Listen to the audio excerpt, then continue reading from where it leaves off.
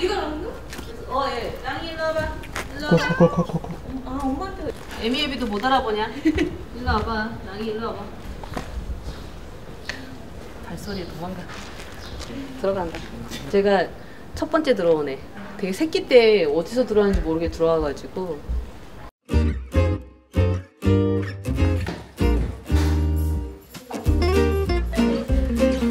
공간의 이름은 뭐죠? 제 작업실이에요. 주로 제가 이제 이쪽 벽을 이용을 해서 작업을 진행을 하거든요. 전시장 벽을 다 드로잉으로 채우고 탁본하듯이 종이라든지 천을 갖다가 붙이고 강하게 문질러서 흔적을 떼내는 작업. 제 손바닥 같은 이런 흔적도 있고 이렇게 문질렀을 때 나오는 그런 흔적들. 벽에 이제 그림들의 흔적이 다시 다른 이미지로 또 이제 재생산돼서 나온 거죠. 연구를 하고 있어요. 이거를 어떻게 2차 작업으로 또 한번 진행을 해볼 것인가. 벽에다 그림을 그리게 되면 이게 또 소리가 굉장히 크게 좀 나거든요. 이렇게 많이 두드리기도 하고 재료가 이렇게 이제 큰 목탄이 있어요. 몽둥이 같네요. 비싸요. 목탄이에요, 목탄. 네. 있는 제품 중에서 제일 클걸요. 그래서 이제 두드리는 소리, 뭐 긋는 소리, 또 제 발소리 이런 것들이 하다 보니까 사운드가 너무 인상적이다라는 말씀들도 되게 많이 해주시더라고요. 그래서 이제 그림 그릴 때 사운드도 좀 계속 수집을 하고 있거든요. 밖에서 나는 소리랑 같이 섞여서 나는 것들이 되게 재밌어서 그런 소리들을 또 수집해서 나중에 또 어떻게 또 그걸 좀 써먹을까 소스를 모으고 그렇게 하고 있는 거죠. 촬영도 같이 했었거든요. 그리고 그 사운드들이 괜찮아서 그때 이제 같이 전시를 했었죠. 라이브 드로잉 하고 한쪽에는 제가 그림 그리고 있는 영상 플레이를 하면서 사운드까지 다. 또 우연의 것들이 들어와서 뭔가 해체가 되거나 또 무너지거나 했을 때 다시 거기서 최선의 것 방법을 찾아서 또 해나가고 이런 과정들이 바로 작업의 프로세스랑 이제 연결이 되는 거죠. 그 다음에 이제 이쪽은 어디 외국에서 직구했던 것 같아요. 생각보다 괜찮은 게 왔어요. 친구가 그림 그리기 좋게 또 사진도 잘 찍어주고 해가지고 작업의 레퍼런스. 예, 원래 큰 작업할 때는 이제 이쪽 바닥에 좀 펼쳐놓고 많이 해서 바닥을 좀 비워놓는 편이고 새로 이제 깔 때는 한 번 더 랩으로 바닥 이렇게 쫙 다 해가지고 하니까 여기 이제 제 뭐 오브제 작업들, 조각 작업들, 탄화 작업들 지금 정리를 해야 되는데 제가 계속 바빠가지고 못하고 이렇게 하다가 작품이 도난당하거나 그런 적 없습니까? 뭐 다행히도 없습니다. 이게 2023년 전시 때 제가 제 신체를 다 캐스팅을 해가지고 석고로 뜨고 목탄으로 채색을 해서 이렇게 설치를 했던 시리즈 중에 하나거든요. 인체를 뜰 때 가장 섬세하게 뜰 수 있는 그런 재료거든요. 이렇게 해서 이제 채색한 거고 이렇게 그냥 그대로 했던 것도 있고 이거는 발. 그러니까 이제 이렇게 사실적으로 뜬 다음에 이제 깎아내는 거죠. 깎아내고 채색하고 깎아내고 채색하고 하면서 원하는 모양이 나왔을 때 멈추는 거죠. 죽음이라는 게 뭘까 되게 생각을 해보게 되더라고요. 나이를 먹을수록 죽으면 어떻게 되는 걸까? 어디로 가는 걸까? 영혼이라는 거 있는 걸까? 물론 몸은 다 썩어 없어지긴 하지만 어떤 상태가 되는 걸까? 뭐 이런 것들 생각을 하다 보니까 제가 생각했을 때 그냥 상상하는 죽음의 형상 중에 하나예요. 우리 다 원자로 이루어져 있잖아요. 다 흩어져서 이따가 뭐 다른 별에 가서 다른 별이 되기도 하고 주변에 뭐 나무가 되기도 하고 뭐 그렇대요. 물리학자들은 또 그렇게 보더라고요. 죽음이라고 하는 상태를. 그리고 죽어있는 상태가 더 자연스럽다고. 그런 생각을 하면서 이제 만들어 본 것들이죠. 그래서 제 신체를 다 캐스팅을 해서 이렇게 변형을 시키기도 하고 그대로 두기도 하고 안쪽에 있는 것들은 제 두상 떠가지고 밀랍으로 뜬 거고요. 채색한 게 아니고. 심장도 있어요? 네.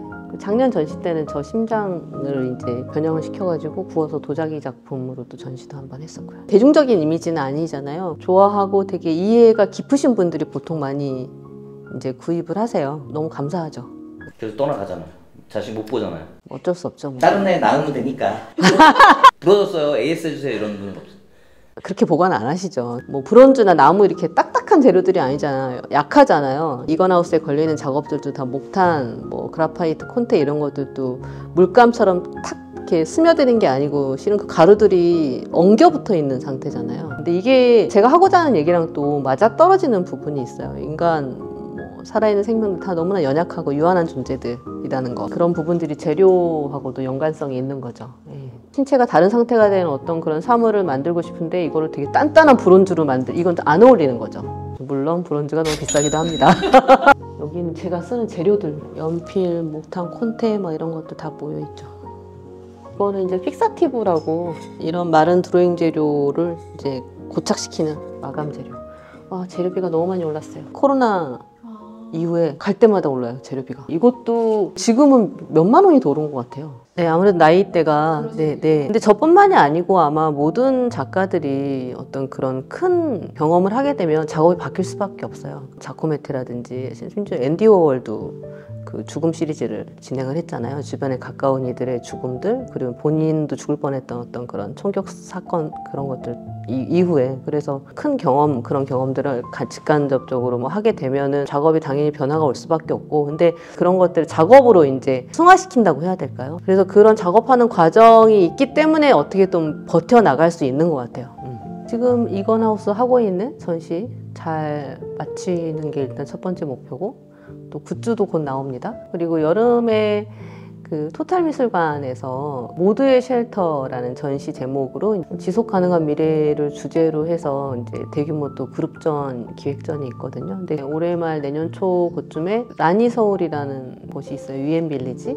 네, 거기서 이제 개인전 하기로 했어요. 대형 작업이라든지 설치 작업이라든지 그런 거 하고, 또 접근성이 조금 있는 그런 좀 이제 그런 형식의 캔버스 작업들 이런 것들 섞어서 좀 전시를 하려고 계획을 잡고 있어요.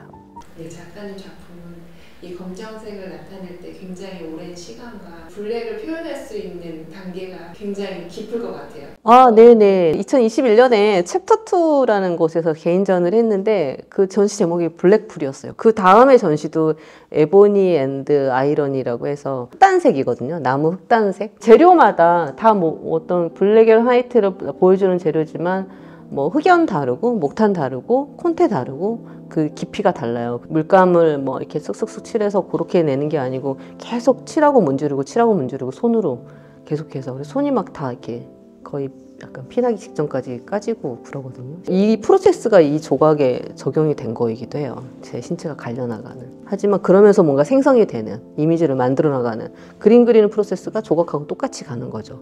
그거를 느끼신 분들이 좋아서 저 시리즈를 되게 이제 많이 좀 선호를 하셨던 것 같고, 그래서 블랙마다 가지고 있는 재료마다 가지고 있는, 그리고 더 깊게 발랐을 때 그 깊이감, 이런 게 이제 제 작업의 어떤 독특한 면이라고들 하시더라고요, 보시는 분들이. 최근에는 그 블랙의 탐구를 이제 넘어서서 블랙과 색의 관계는 무엇일까, 이거를 지금 최근에 좀 연구를 하고 있거든요. 양정화가 색을 쓴다면 어떻게 접근을 해야 할 것인지, 블랙하고의 관계는 어떻게 가져가야 할 것인지, 색은 어떤 의미를 가지고 있을 것인지, 이런 것들을 좀 연구를 하고 있어요. 그래서 그게 좀 생각이 정리가 되면 이제 바로 진행을 해서 빠르면 다음 개인전 때는 색이 있는 작업도 좀 보게 될 수 있지 않을까 싶습니다.